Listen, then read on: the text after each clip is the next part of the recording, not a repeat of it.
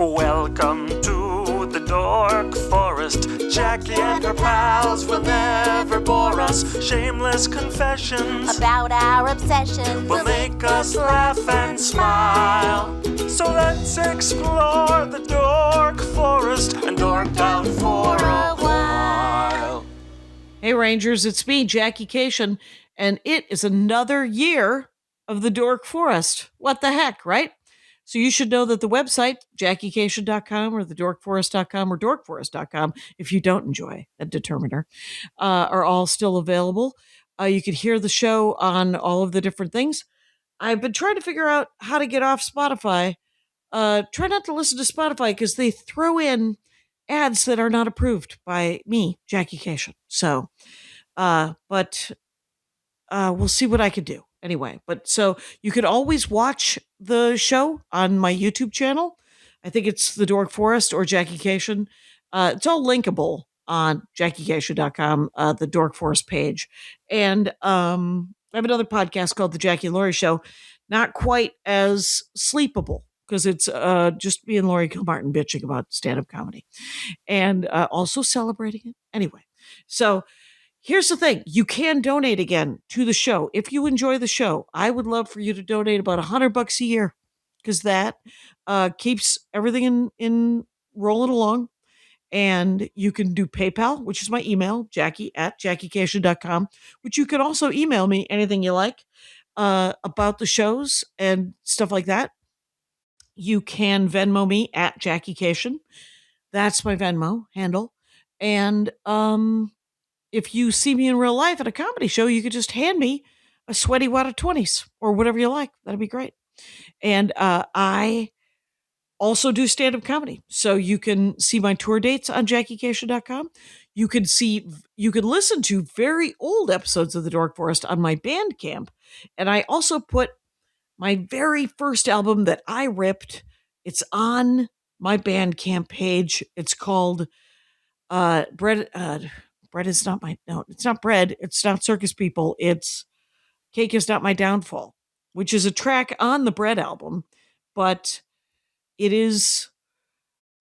has other jokes that are not on the Bread album. The audio is what it is, but there's also some very early Dork Forests and a storytelling album called Storytime, all on Bandcamp, and everything's either free or a couple of bucks. So, new album coming out in February called Altercation, and new special. And that, I'm sure there's more to it, but let's get into the show. And hey, welcome to the Dork Forest. Guess what? We're recording right now, Abigoliah. It's happening right now. And I'm going to say your name right one time, and it's going to be Abigoliah Schamaun. You nailed it. Thank you very much. I could go into telemarketing tomorrow. That's right. You professional comedian. You know how to say a person's name. Welcome, Rangers. It's going to be exciting. It's a crafty one. I haven't done a lot of craft. That's not true. There's 1,000 episodes, and I have done some craft episodes. But Abigoliah Schamaun, there we go, is a comic, lives in London, England, and has a new comedy special out, by the way, called Legally Cheeky. And it's on her YouTube channel, much like mine's going to be in a week. Actually, Can't wait. When this drops, it'll be out tomorrow. So don't forget to check mine out. But if you go to Abigoliah.com, all the links will be there. And Abigoliah is spelled Abigoliah. And it'll be in the notes. And you have 2 podcasts yourself. One is called Neurodivergent Moments Podcast, and the other one is called All British Comedy Explained Podcast. And that makes me laugh. And that's funny. So Neurodivergent Moments is a podcast I do with my buddy Joe Wells. He's autistic. I'm ADHD, and we talk to other neurodivergent people. And we also have a book. Do you have to be diagnosed? You don't have to be diagnosed, but you do have to identify as. Yes, self-diagnosed. I love it. Oh yeah. Do you self-diagnose or professional diagnose? Not yet. Any minute now. Other people have chosen to diagnose me. So and I'm like, I don't care. I've learned how to process my life without the diagnosis. So, but I'll take it. My husband, Andy Ashcraft, did try to get, he thought he had ADHD. And they said no. They said that he was just vaguely procrastinating. And, Okay. and he was like, well, that is one of the most disappointing diagnoses I've ever had in my life. And I was like, it's fine. You get to not, there's too many things to do. It's not your fault. You get to say, hey, I can't write a book, make 3 games, teach game design, have a relationship, and love my friends and family all at once. It's fine. You're just overwhelmed.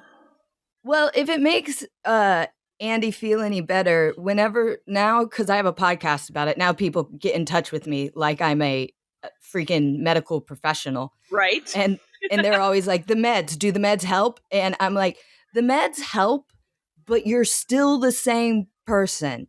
So like, as much as everyone's like, if I get the meds, I won't procrastinate. And I'm like, you'll just be very focused on what you're doing to procrastinate, but you'll still procrastinate. Oh, that is devastating. That is devastating for someone who just wanted to take some Adderall and get some shit done. Yeah. Well, my condolences. Thoughts and prayers, folks.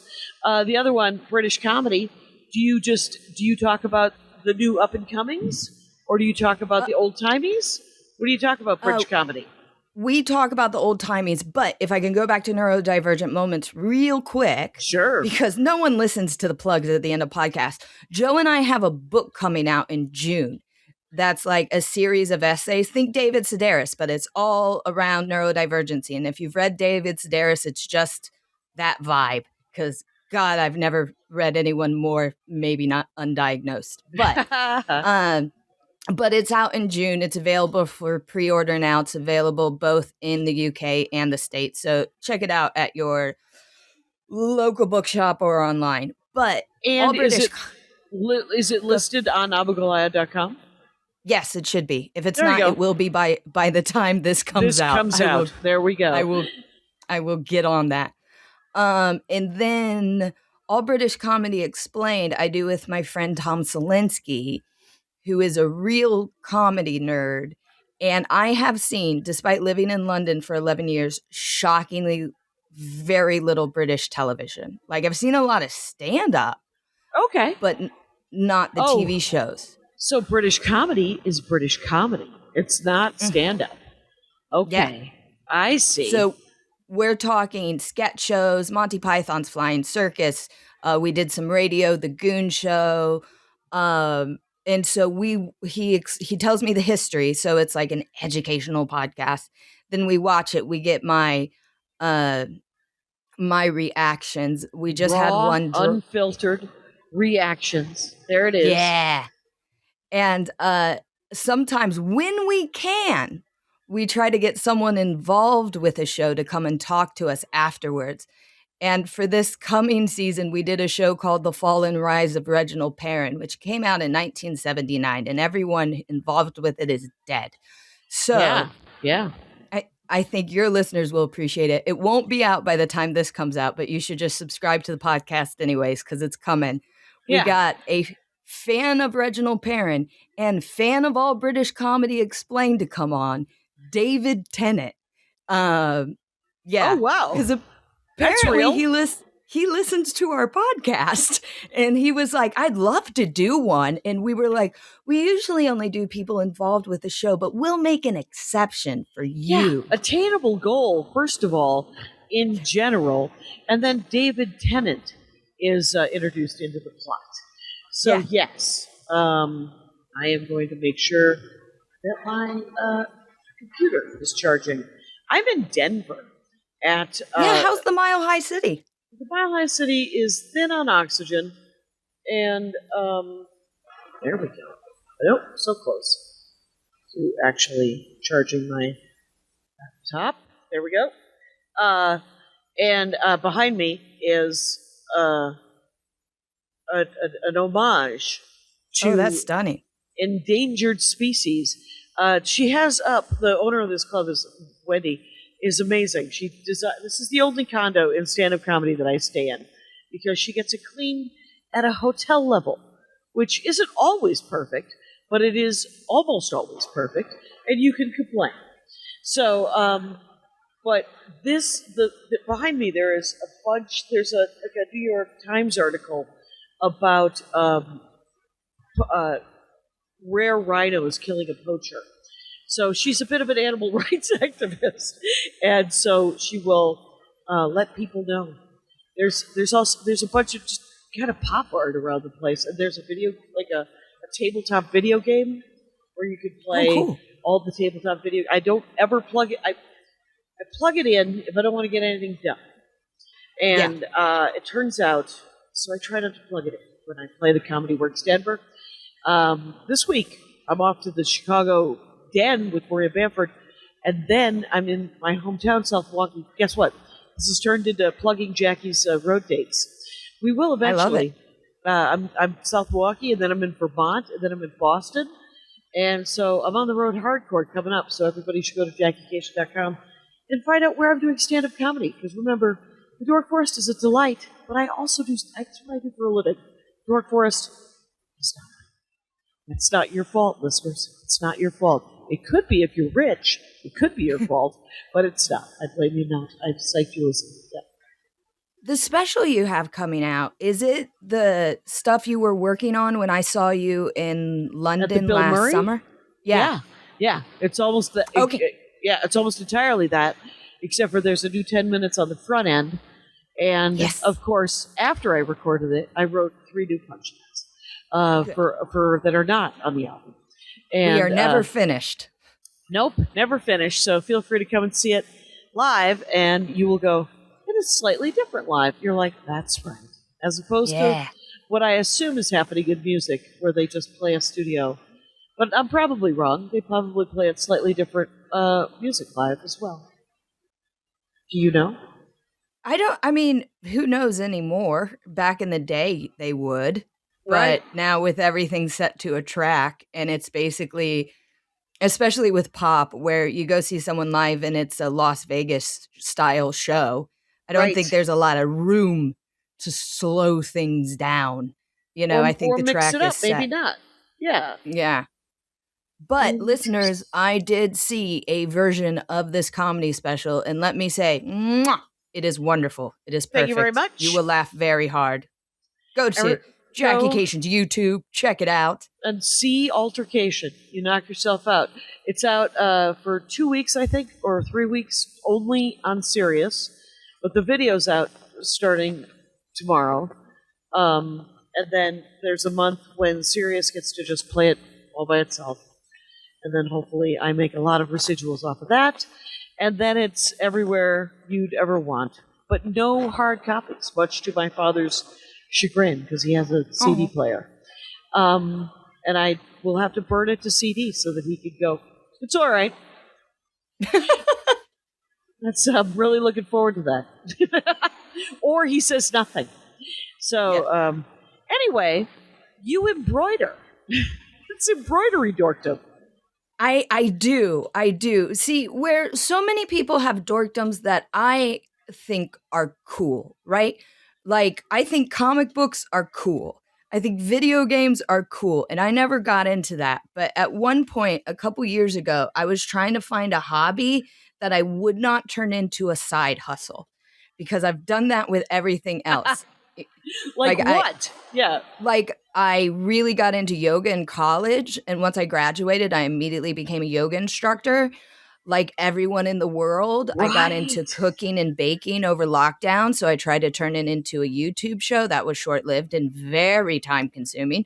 But it was fun while it lasted. But then I didn't want to cook anymore, because then I was cooking for like comedy. And I'm like, I just need a fucking hobby. And so I went on the internet and got myself a little embroidery kit. That's how I suggest anyone start. You can get them on Etsy. You can get them on Amazon. I know Amazon's the devil, but they are there. Find one you like. You get it. It comes with the needles and the hoop and the pattern. And it'll come with directions. Like on this one, you do a leaf stitch, and then you go to your phone and you go to either Instagram or TikTok and go leaf stitch embroidery and watch a 30-second video on how to do it and go, yep, got it.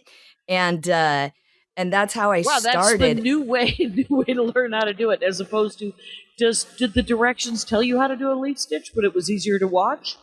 They are, but the directions aren't that good on like the little on the little paper. Like it sort of will be like, this is what it is, but it's not super clear. Now that I'm a full-on embroidery nerd, I've even taken a class at the Royal School of Needlework. Did you know that was a thing? I would have guessed, but congratulations for taking the class. Well, I didn't do the certificate. There's a certificate. Yeah. Well, how will you prove it? Oh, look at you. Yes. Royal Society of Needlework, 200. No, Yeah. Royal School of Needlework. Oh, No, I'm it does so say sorry. society there. You're right. I'm wrong. I'm reading But it it backwards. does say school, though. It says It both. does. Yes. So they have a book called 200 Essential Embroidery Stitches, which I bought. It's basically, well, I bought it. My mother bought it for me for Christmas because it is essentially a textbook. So it costs way more than it needs to. Right, But right. these are some good directions. Oh, they But- are. With graphics and photos. Yeah. But I and bet like- you if you do go to Instagram or YouTube, you are like, oh, I see what's happening. As opposed to, and you could double check on that in that book.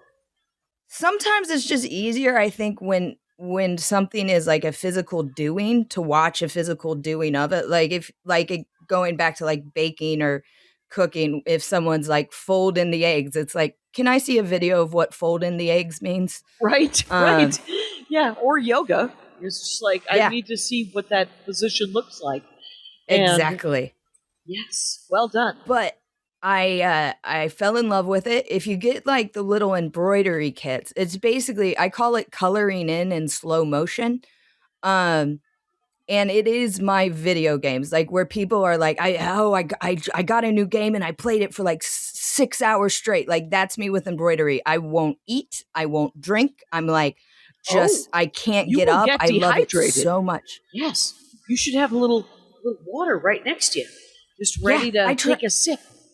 I try to, but I get so excited when I'm doing the French knot. How can we pause, you know?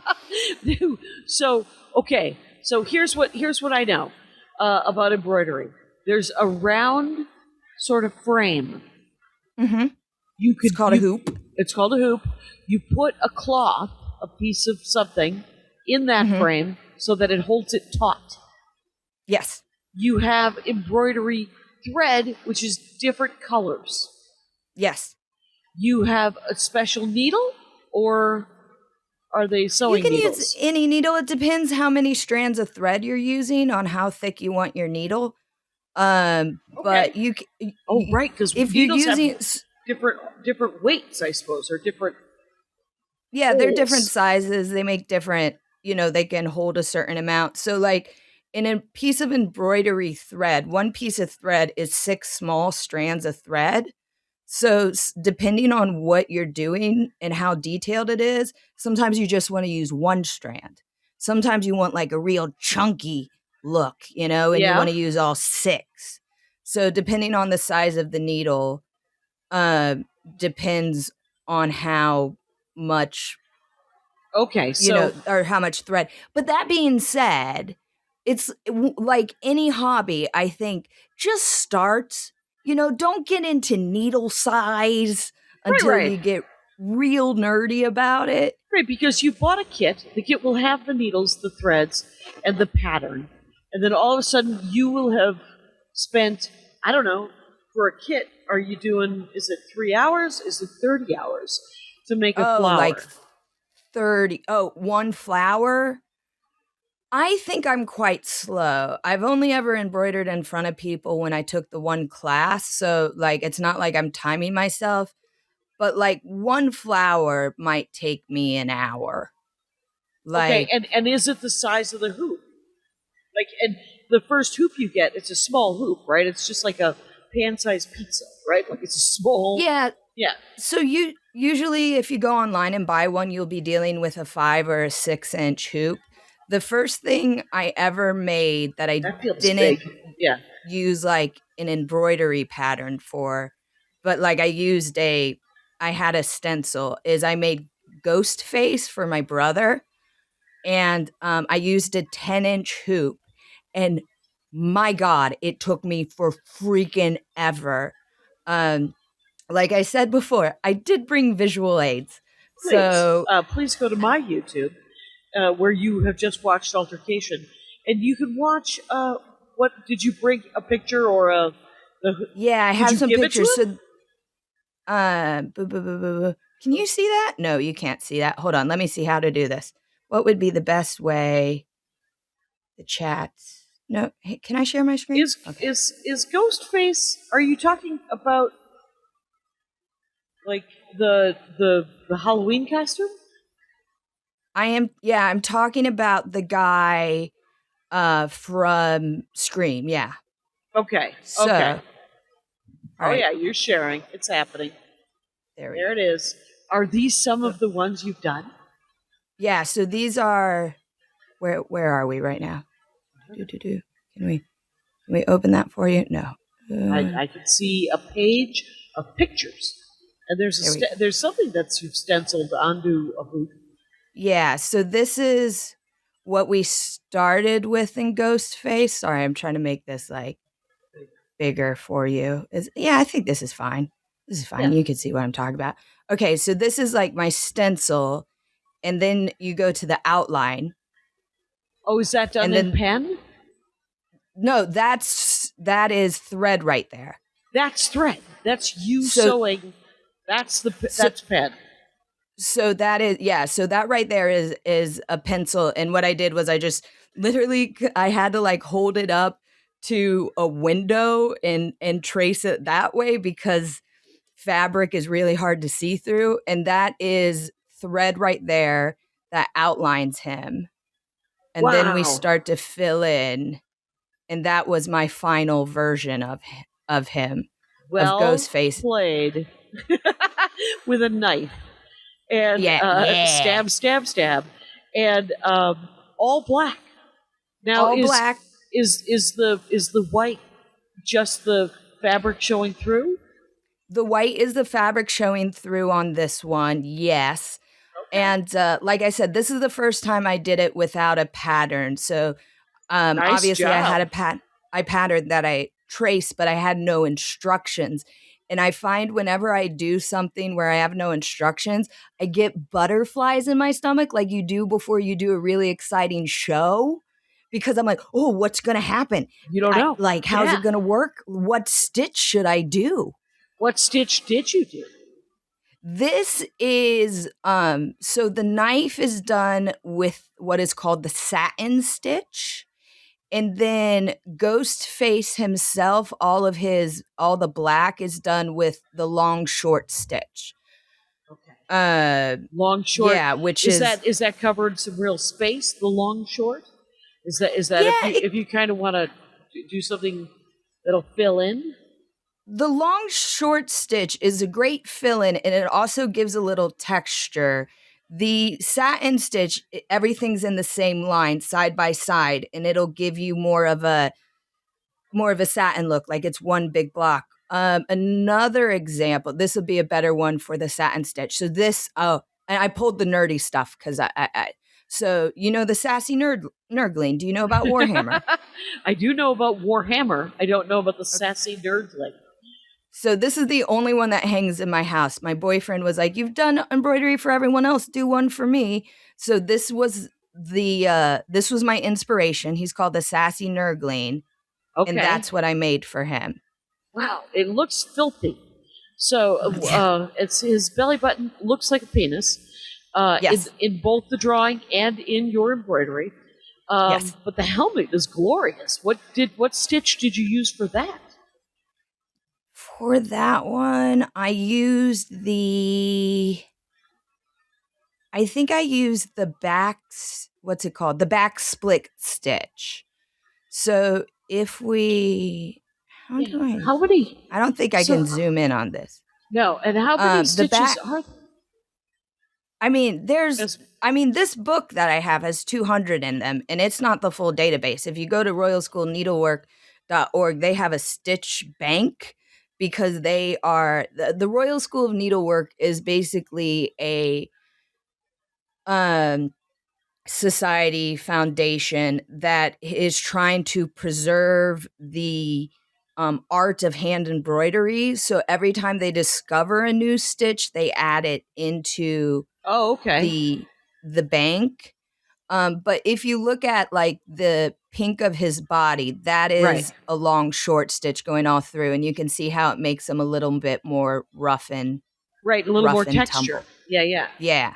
He's got some interesting, and then this is clearly a Warhammer image. Does your Yeah, so boyfriend play this Warhammer? Yeah, so well, he doesn't play it. What he does is he paints the models and he says he's going to get friends together to play and he never does.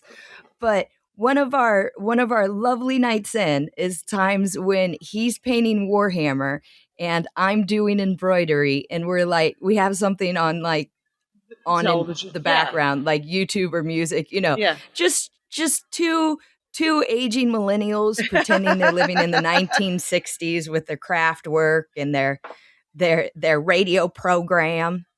Right. Does he paint Warhammer figs for friends who play, or does he just keep them? He keeps them. Okay. That's his hobby that he's not monetizing. See, we Right. all need a hobby that we don't turn into a side hustle, which I find very difficult to Right, because do. you're just like, how can I now somehow sell this? It's Well, yeah. and two, with embroidery, another thing I was trying to find was something that I could do with my hands that kept me off of a screen. Sure. Because, we like with stand-up comedy, we're always like putting up our little reels and our little things about our shows. And I'm constantly like on social media, and I don't like that about myself. Right. So I needed You're more present. This is more tactile. That's exciting.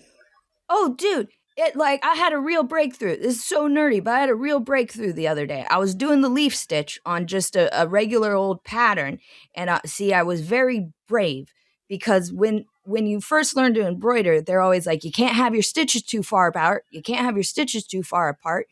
And one time I was working on my leaves, and I was like, what if I put my stitch a little further from the original stitch? Like we're talking less than a millimeter, and then my leaf stitch, oh my gosh, it cleaned up so much. I got a picture of it right here. Like if you compare the three that are underlined, that's how I used to do the leaf stitch. Okay. And you can see the inside of it is really jaggedy, right? Okay. And if you look at the top leaves, this is great podcasting, just totally visual, guys. Enjoy this. It's a video show too. Okay. It's an opportunity. Yes.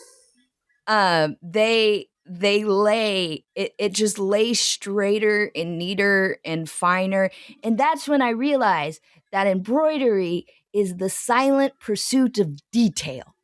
Ah, it certainly is. I'm not going to lie to you. That actually sounds like an excellent definition of needlepoint. The silent pursuit of detail. The top leaves look smoother.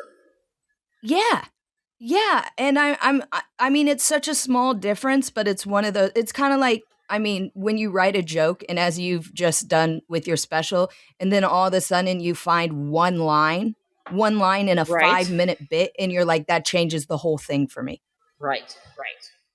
That's how it feels for me. That's And because it worked. Look how smooth that looks as opposed to the bottom ones, which do look more jagged. And I can Yeah. So good job. This is great. Thank I like you. this. What's the rest of the drawing on it? Is that The rest of the drawing, hold on, I'll show it to you. I have it right here. How do I get stop screen sharing? there Hold you on. go? I'll be right back. We're back. Oh, she's gonna go find something. I'm stuck in my necklace. I'm talking with Abigoliah, Schamaun, and that is spelled Abigoliah, and Schamaun is There we go. Schamaun, and she is on Instagram. She has a couple of podcasts. She has a new special called Legally Cheeky that is on her Yes. YouTube channel. And if you go to abigoliah.com, all of this and more will be revealed. Oh my gosh! And now I'm being shown a loop, a loop, a hoop, a hoop, a hoop with very nice. You've done flowers and a roundy laurel thing, and it says "Take no shit" in the middle. That Yeah. is that what you're working on now? Yeah, so the take no shit I haven't filled in yet, but the rest of it is done. And that is this is one of those that my mom sent me, and my mom She sent me sent you the pattern. yeah. She sent me a bunch of patterns that are like, I mean, it's the millennial version of live, laugh, love. Like instead is of that, mouthy. it's like take no shit, Right, be right. a badass. Get off my areola. That's Janelle Monáe. Okay. So, yeah, that's awesome. That looks and those. So, what kind of? Grab that again. The hoop. Yeah. This. Is that just one kind of stitch, or is that a bunch of different kinds of stitches? No, it'll be. Let me move. There we go. So it'll be several kind of stitches. So these roses are done with what's called the rose stitch or a wheel stitch. Very specific. And yeah, because it gives that rose texture to it. Yeah, I'm trying to get it to track this. So there we go. And then the leaves are. It's called the leaf stitch. Embroidery is very literal. Sure. The blue baubles are what's called the French knot. Okay. Which is like a little knot that you make on top of your embroidery. And one thing I really take umbrage with is like if you look in like media. So for example, in Game of Thrones, we know Ira isn't like the other girls, and she's a feminist because she's bad at embroidery, and Sansa is good at embroidery, so she's a girly girl, and like she's given into the patriarchy by being really good at sewing and embroidery. Exactly, and same with in Bridgerton, Eloise is like she asks one girl, she's like, "What do you possibly like? What do you like about embroidery?" And she's like, "Oh, the leaf stitch." And I'm like, "The leaf stitch changed my life." And she's like, "And the French knot if you feel bold." And Eloise is like, "Oh." And I was like, "Do you know how hard the fucking French knot is? You get one wrong, you have to cut them all out because they're attached and they're on top. They're on top. So if you make the stitch wrong and it doesn't pull through correctly, you'll be left with like a loop." And listen, people say that embroidery is like, one of my friends was like, "What, you're into embroidery? It's such a trad wife thing." And I was like, it's not like these. You can take back the night. You can take back the night, man. These crafty pursuits, they have been co-opted by the far right, and I won't have it. I won't have it. That's it. The thing is they can be used to control, and they can be used by the patriarchy. But they're also an art form. If you look at them, like I have been to many museums. Some of them. Here's my thing with museums: you got an hour 15. That's what you got. Hour and a half if it's amazing, and then I'm going to find your gift shop, and then I'm going to find a coffee shop that's near your museum. So that's the plan.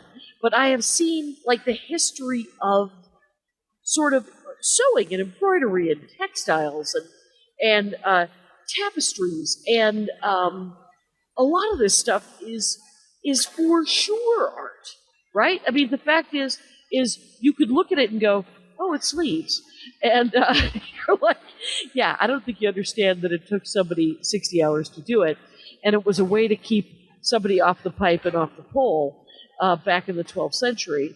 But I think that as an art form, it's as valid as any other art form. Right? Yeah. But what is really interesting, especially when you get into tapestry work, you'll go to these museums and it'll be like, "This is a tapestry of William the Conqueror and blah, blah, blah." And all the things he did from whatever. Oh, right. year. Like it's a history book of tapestry. But what they don't ever have recorded is the women who made it. Right. Exactly. Right. Like I saw those unicorn tapestries. You know, the one where the unicorns are in a circle. Yeah. So they're up at the if you ever go to New York and you go to the Met that's up past Harlem. Oh, PC, start charging. Calm the fuck down, PC. It's an exciting time to be me. And so but yeah, they don't have the fact that it wasn't just one person, and it wasn't even just one woman. It was a team, hopefully plotting rebellion, Yeah. And they're just like, so I'm going to kill my husband tonight. Really? Oh, look what beautiful work you do. Anyway. Exactly. And someone's like, I did it last week. Would you like to borrow my rat poison? See, women coming together, getting stuff done. This is what sewing circles are, the witch's coven. This is when we were making plans and plotting. It's a beautiful thing. Right. It's and you took, how long was the class? How many sessions? The class, so I just did a one-off evening or day class. Just like an intro? Yeah, well, they have these like one-off classes where you can just like go, I want to learn thread painting. And it was 2 days and it ran from like 9 to 5 and you stop in the middle for lunch. And because so all of the classes for Royal School of Needlework are held in the British palaces, except for the one in Lexington, Kentucky. But sure. So I got to go to Hampton Court Palace, and and you get to go kind of the place where that's where their flagship school is, and you get to go through and go to a part of the palace that no one else is allowed to be in, which sounds really exciting. But then you go in and you're like, oh, it's just a room for embroidery. Right. It's just a building in the 11th hour. And you're like, Did you put plumbing in? Good. Then it doesn't really feel like a castle. So it does now. But we did, I wasn't able to finish my project there, but I took an amazing class from a woman called Christina Clark. And it was a really, where is it? Oh, did I not put this in my thing? No, it must be in here. Hold on. Let me do some searching here. Sure. We did this really cool class that was mixed medium. Aha, I found it. Oh. So this is her example. It's a puffin, but the needlework is kind of like the top of the top of the feather in the bird's head and some stitches within the feather, but there is paint and colored pencil going through it to kind of, it's a multi-medium one. And what was cool about this is you got the pattern and then you could make it your own. I didn't finish mine during the class, but this was the example. Okay. And that's what I made.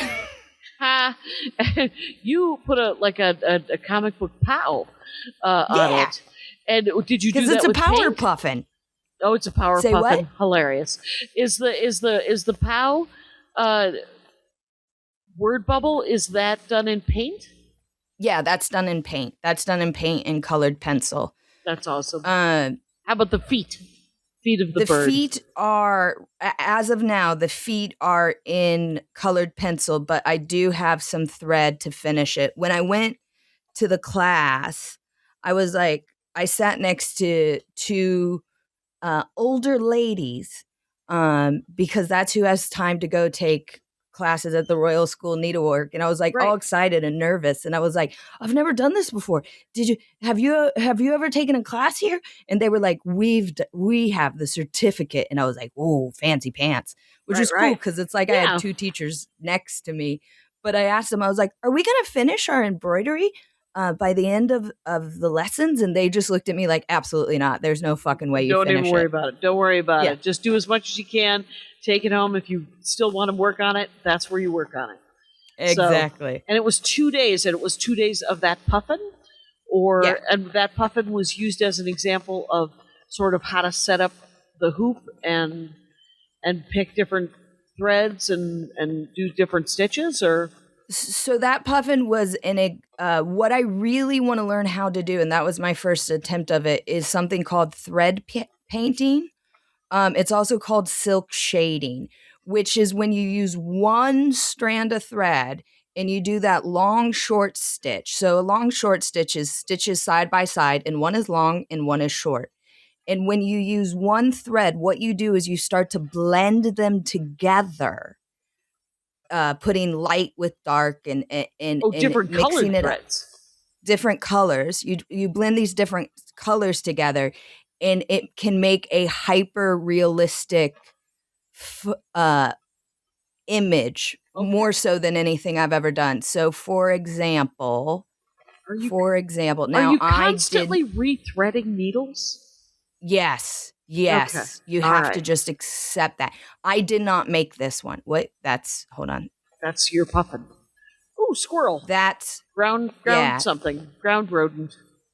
Yeah, I think maybe a field mouse, but this Yeah. is from my teacher, Christina, but this is Oh. called thread painting, and you can see how the white blends in with the light brown, blends in with the dark brown, and like look at that eye. Like that's it gives a far more realistic look. I've seen people who can do actual human portraits in it. Wow. It's stunning. I don't the patience and the trust you have to make sure you're making the right decision with it kind of freaks me out a bit. But that puffin, because if it doesn't work, you have to cut out all the thread and start over.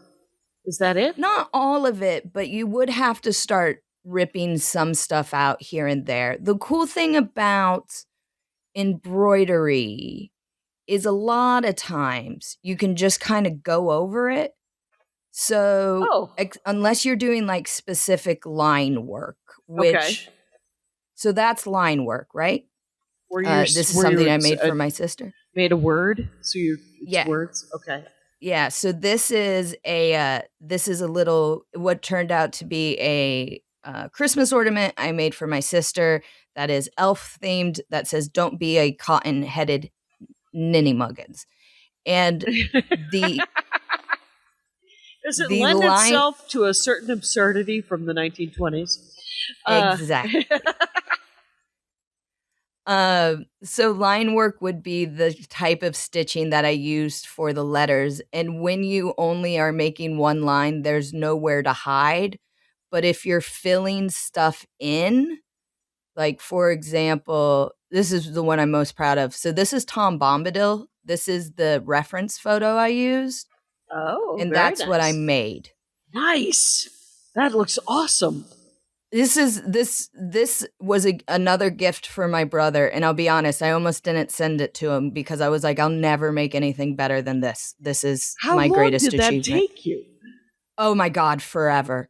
Months? But not well, because like I said, I can sit and do it for like 12 hours at a time. Okay. It took weeks. It took weeks, but I've never actually sat down and like timed myself with how many hours. This would have taken, I mean, I'm going to go ahead and say over 100 hours. Okay. But I don't know. I've never pictured Tom Bombadil with that big of a beard. Anyway, but I do love, show me the image that you worked from again. So this was my reference photo. Okay. Right. Which is a painting. Yep. Because my brother said he liked Tom Bombadil, and then he's not wrong. This is the guy I made, and like within his coats, Tom Bombadil has a beautiful blue coat. There are so many fucking mistakes in here, but you don't know because I've just covered them with more thread. There you go. Fair enough. And what is the quote? Is it the quote is one of the songs? It's something that Tom Bombadil would say, and my brother was like, I really like this quote from him. Maybe you can do a Tom Bombadil. And he didn't know I was actually going to do the person. This was also my first attempt of doing a human. Okay. It was like, oh my gosh. This was a big day for me. You nailed it. The quote is, I've got things to do, my makings and my singings, my talking and my walking, and my watching of the country. That's right. He does. Tom Bombadil's busy. And he's carrying some water lilies for his Goldilocks. That's what he's carrying. Yeah. Very beautiful. Well done. I think it's gorgeous. Yeah.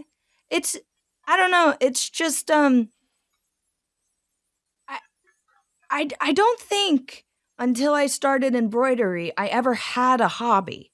Like I kept getting really into things and then somehow making them a job. Like again, like I loved yoga and I became a yoga instructor. I went Do to you school still for do theater. yoga? Yeah, I still do yoga, but not like I used to. One of my friends was really surprised by that. She was like, "I think it'd be an everyday practice." And I was like, I got too obsessed with the perfection of it all and I had to give it a break. I do still do yoga, but like I was a Bikram teacher, which is hot yoga and it's very intense. Yeah. Um I don't do that anymore, but I'll get down on the mat and do some downward dogs now and then. Okay. I also like to run, which I'm also very bad at. That's another thing. Let's all normalize doing hobbies badly. Like That's it. There's no reason. You don't have to be great at it. Are you kidding me? Yeah, it's fine. the world of social media has made us all feel like we have to do something and something to like a professional level, Yeah, and you don't. you The don't. only thing you have to do that to is your job. Other than that, you can be shit at everything in your life and As long really as- enjoy being and shit at enjoy it. it. Just yeah, And then I wouldn't mind trying ice sculpture, but I would just need a block of ice and obviously some sort of chisel. Yeah. Yeah. So I have a lot of friends. Maria Bamford and my friend Jennifer McLean take a lot of classes. Like they're constantly Yeah. off to some painting class or some sewing class, or Maria took clown classes for many years. She also takes. She likes to take beginning stand-up comedy classes. Really? Yeah, she likes to go to a beginning stand-up comedy class and see what the teacher has to say about stand-up. Is it just okay? So if I did take a stand up class when I first started from Corey Kahaney, Oh, nice. and if Maria Bamford walked into my beginner stand up class as a student, I think I'd freak out. Do people freak out when I she's think there? the people who know her are excited, and they're like, Yeah. What are you doing here?" And she's like, "Well, we're peers, right? We're all trying to learn how to do stand-up comedy."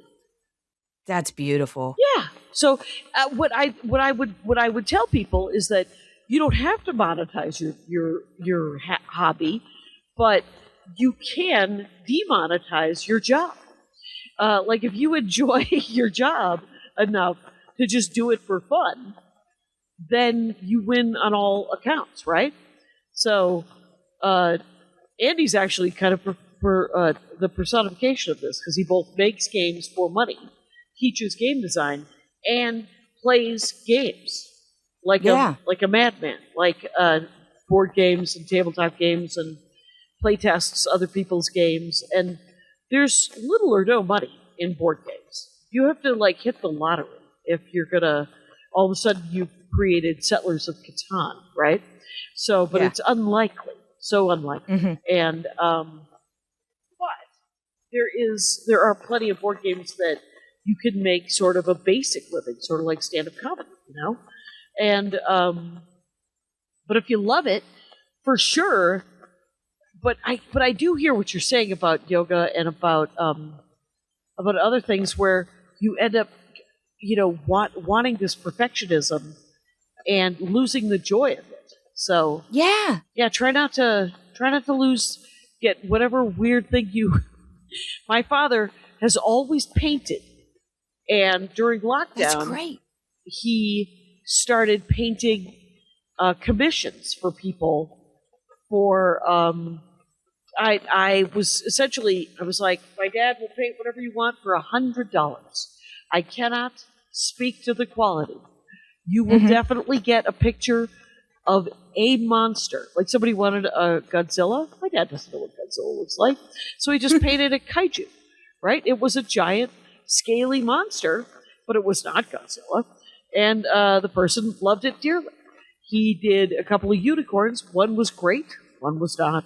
And the person was like, "I actually don't like this unicorn." And I was like, "You don't have to. There's nothing to be done. You get what you get. It's $100. It's not that big of a deal." And but I feel sort of bad because he used to just paint for fun. And now he's like, "Would you think this would sell?" And I'm like, "Wait, how about you just do it for fun? Yeah. And then if I put it up on my Instagram and people want it, And because I don't want and so I to some extent I've created a bit of a monster, and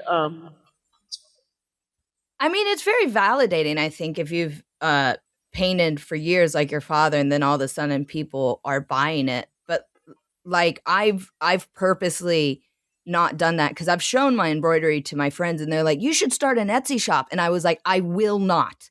I need one thing. Occasionally I'll post a photo of what I've done on my Instagram because I'm proud of it. But like no, I'm not going to become a YouTube teaching people how to do it. I'm not going to do commissions. It's like, and it's what I've because gifted none of that so. because none of that sounds fun. That sounds like you will obsess about that, and then it will become something that you feel you have to do. And right now it is just something that you're like, I get so lost in this, I do it for 10 hours, right? Yeah. And when I want to lose 10 hours, and I've gifted a lot of it, but the idea of selling it, first of all, as we've discussed, it takes me so damn long that I'm like, there is not I'm pretty proud of what I've done. But when you look at like people who do commissions, I'm not really that good. And it takes me so long that I'm like, that hoop I showed you I'm working on now, that's just a pattern. I didn't even come up with that. I'm like 1,000 pounds. Like that's how much. That's how long it took me to make. Just the time alone. It's not worth 1,000 pounds. So you might as well give it away. You're just like, are you going to give me $1 million, or I'm just going to hand it to you because you liked it? How about that? Yeah. And that holds its own value, I think. You know. Yeah. So it's hang on. I'm actually going to grab. I brought these paintings of my father's with me because I didn't know what the heck. I didn't know what to do. And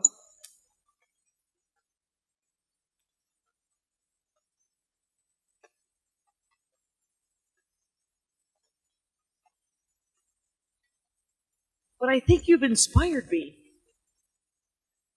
that I don't want to sell them anymore. You know, I just I'm just going to say they're your dad's paintings. So are you? You're like his gallerist. Yes, I'm his curator. He sold like 20 of them. He's made like that's amazing. Yeah, but they're all like this. They're 8 by 10. That's cute. Right. Yeah. Here's a sheep and a pump. He's an aluminum siding salesman, so all of his structures are great. Like he makes really good houses. My mother-in-law asked him to paint a paddle wheel. So wow, that's beautiful. Right. Elliot Kashian. Look at that. But then he's just a weirdo sometimes. And he's like, I want to do that. I want to do that. Oh, that is fun. Right. And I'm like, okay, it's got some edge tension, but why? Why have you done it? And then, this feels aggressive.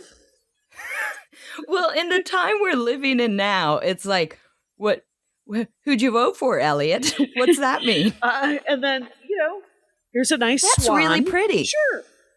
And then here is it's a goldfish jumping out of a goldfish thing into the river.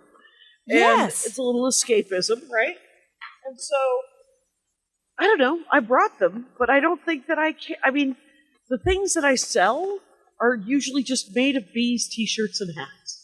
And then I'm gonna make for my new album. Essentially, it's just going to be a download card, but attached to it will be an enamel pin of a bee, because the joke is made of bees. And so it'll be an enamel pin of the bee, and then all the proceeds will go to fight fascism and for legal aid. And that's amazing. Yeah, and then if people listen to the album, that is a win. And then if they just buy the pin and I make $20,000 to give to somebody to help somebody, we all win. So good for us. So can I ask, when you sell your dad's paintings, are you getting a percentage? I am not. So it's $100 plus shipping. So I'm like, I'm going to need an extra $10 or $20 depending on where you live. If he has to mail it to me and then I have to mail it to you, because I'm not going to trust him to mail it to you. And he doesn't have Venmo. So You know what? If your dad still wants to sell his paintings, first of all, I respect that. They're beautiful paintings. Yes. But I think you should be released from your job as the curator and like gallerist and no, because and I say this with love and respect for your father, but are they buying it because it's a beautiful painting, or are they buying it because they think it's funny to buy a painting from your dad specifically because they are fans of your stand-up comedy? I think both. I think in some cases, because some of them are super cute. He did like a series of cows that were very whimsical and very fun. And I even printed up a couple of T-shirts of them because and then he also did a series of pigs and a series of chickens. I was like, oh, that's fun. Yeah, why don't you grab an animal, Dad, and then do a series, a bear in a hat, a bear in some sunglasses, do whatever you want. But when you do like a serious, like a fun little scene, like my favorite ones, and I accidentally sold my favorite. It was just a bunch of chickens in front of a house, and I was like, oh, I missed that painting. But I have kept the ones that I mostly love, like. Chris really liked the sunglass cowboy, a cow with sunglasses, and we also have like a portrait of a woman he did, and then these 3 corns, and then a statue in Artsakh in Azerbaijan, and so yes, but I think you're right. I sort of need to give it up and let him just do it for funsies. Yeah. Paint. Do you have a hobby that you do just for funsies that you don't video games you haven't started like a live stream? What is it? Video games? Yeah, pretty much. I play a couple of video games on my phone, and again, we have a lot of I have a Switch and I have an Oculus and we have a PS4 or 5, and I can't turn them on because I won't get anything done.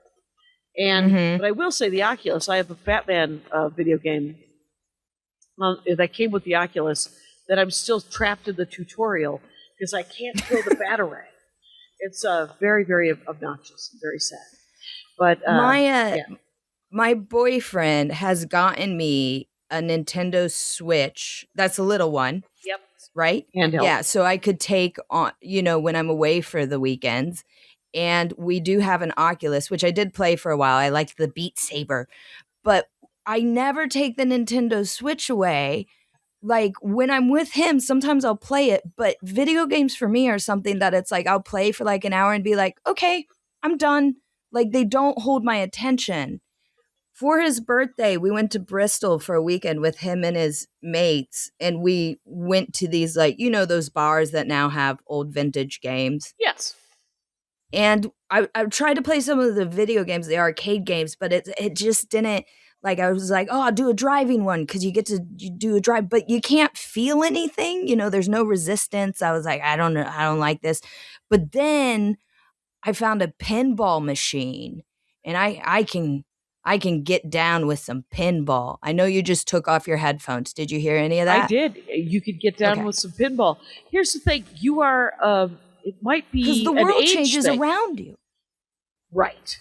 It's but I grew up on uprights. It's and so upright video games were an obsession of mine through college and until I could afford a Game Boy, and then the Game Boy kind of took over, and so I do.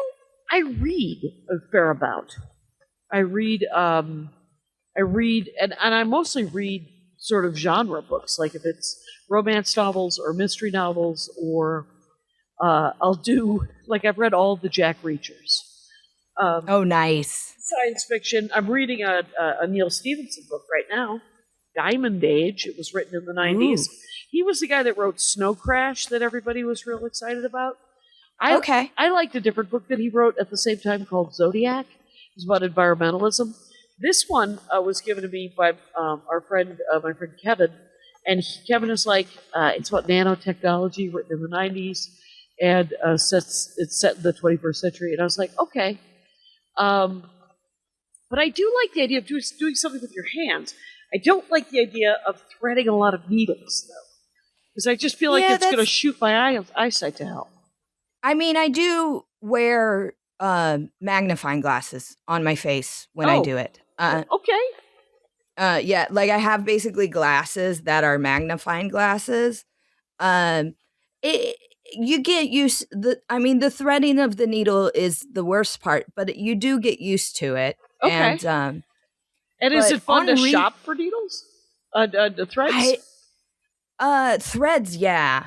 What I did when I started to do my own stuff though was because I get a little over like, what do I need? Now I'm starting to like buy skeins of thread as I need them. But kind of when I was like, I'm going to do my own thing, I just went online and bought like this box of like 200 threads for not that much money. So they're probably not like the high end threads, but I figure use those. And then as I replace them, I can replace them with, I think DCM is the company that makes like the grade standard of embroidery thread. Oh, that's cool. But going back to reading real quick, I used to read voraciously and then, of course, got away with it, got off of it because social media broke my brain.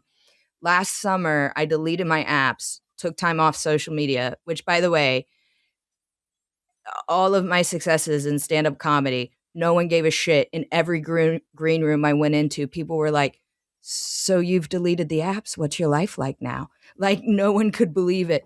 I went from not having read a book for years to like, I read 18 in a year.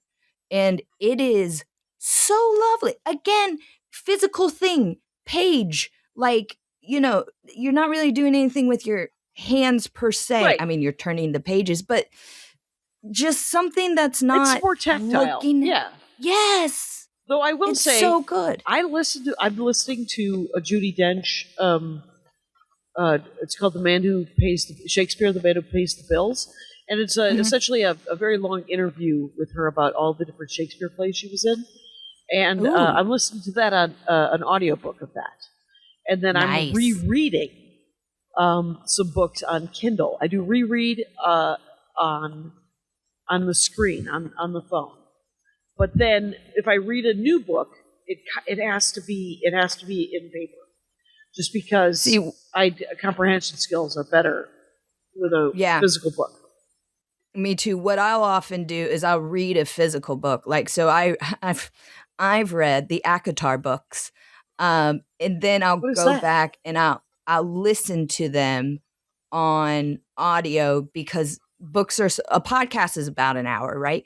So if I miss a part, very easy to go back. But if I space out in an audio book, too much. I've missed too much. But I re-listened to it. The Akatar books, A Court of Thorns and Roses, the Sarah J. Maas. Do you know who she is? No, is it sort of modern fantasy? Yeah, she's a big deal. It's about fantasy. I've heard her name. See, yeah, she's one of those people. I'm sure the Rangers listening will know her. That some people think she's an awful writer. Some people think she's a magnificent writer. And that sounds like everyone who's ever written a book. Yes. Yeah. But it's all about the fairy realm, and there's fights, and there some people say that they're really sexy, and there's some sexy moments, but the first book, almost no sex in it. And my sister was like, it doesn't really get going until book 2 or 3. But I remember like in one of them, they're thick reads. One of them was like the first sex scene was on like page 400. And I was like, this isn't a sexy book. If I have to basically read what is a book to get to the sexy part of this book, that is not a sexy book. Right. But Jack Reacher always got laid right around page 450. Oh, I got to check out this Jack Reacher. Mm-hmm. The TV show is actually quite good with the gorilla dude, who just a giant dude who plays Jack Reacher. He does an excellent job. Is it? Which, I'm not a huge fan. I think that we are in the troubles that we're in because of anti-heroes and vigilantism that has been glorified. But I do like a Jack Reacher. I did always, because he's always on the right side of, he's usually murdering like child porn people. So, he's usually murdering bad guys. But you're like, okay, I can only read a certain number of the revenge porn of Jack Reacher novels. and James Bond and all that stuff. And then the same with space opera, like Lois McMaster Bujold. I'll read all of those books, and those don't have any sexy times, but they have a lot of romance, and they're more like Star Wars in the fact that fun. Yeah, they're action, romantic action movies, books. Have you read any T.J. Klune? How do you spell Klune? C or K? Klune. No. T.J. Klune. TJ. My sister gave me 2 of his books for Christmas that are they go together. I guess a series, but there's 2 of them. So is that a series? Yeah. But one is called The House on the Cerulean Sea, and one is called Somewhere by the Sea. These are fantasy, but they are not sexy at all. It's about kind of like an orphanage with one kid's a gnome, one kid's like, I can't remember what he's called, but he's kind of like a mini dragon. Bears, and they're just sort of a school or an orphanage full of different kinds of magical kids. Yeah, and but these magical kids are ostracized by the non-magical people. It's essentially the whole thing is an allegory for trans people and trans rights. Right, and right. It's outsiderism. It's the X-Men. It's the way it's always that's exactly been done. what it is. Oh my God, it's so gorgeous. It's one of the reviews on the front of the book is like, it's like reading a gay hug. And I'm like, it is. I want to be in that world. I want to live with these people. These are amazing people. That's very sweet. You should know this, Abigoliah. We have been talking for an hour, and it has been great. I have learned some things about embroidery. I have enjoyed talking to you a great deal. My fellow people of the world, find Abigoliah online. It's at Abigoliah. But if you go to Abigoliah.com, it's got the YouTube, it's got the Instagram, it's got all the different things. The 2 podcasts that she's hosting and co-hosting. Legally Cheeky Special is on YouTube, which is linkable off of Abigoliah.com. And thank you. I'm just going to tell you, thanks for doing the show. It's been great. Well, thanks for having me. Now that we're at the end, I will do my little gush. And it's like, you're one of the, when I got into comedy, you were one of the, like, this is my girl. Oh, there you like, go. I've watched and loved your work for years and years and years Appreciate and years. that. And now we're colleagues. It's exactly. We're peers. Anyway, it is great. And Rangers, you know the rules out there. Take care of each other. My hat, my hat, my hat. They're dancing around my hat, my hat, my hat, my hat. Well, what do you think of that? If it looks like a Mexican hat dance and it sounds like a Mexican hat dance, it's most likely a Mexican hat dance. So take off your hat and let's dance. Yay! Oh my God. Why don't we just call that as the end of the show?